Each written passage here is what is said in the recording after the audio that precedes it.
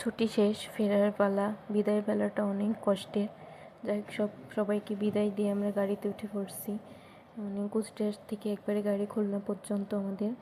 তো উঠে বাসের ভিতরে মানে একদমই ভালো লাগতেছে না, কারোরই ভালো লাগে না আসলে বিদায় বেলা। মেহনামার তো ভালোই লাগতেছে না, সে একেবারেই মন খারাপ।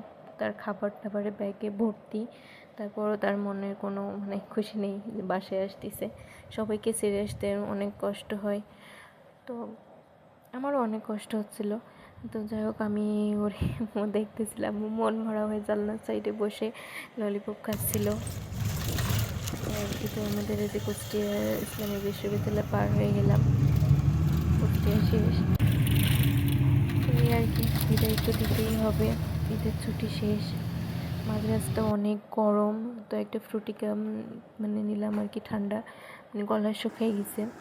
তো এই তো বাসায় এসে কাজ, লাগেজ খোলো, লাগেজের জিনিসপত্র কাছাকাছি করো, কি অবস্থা।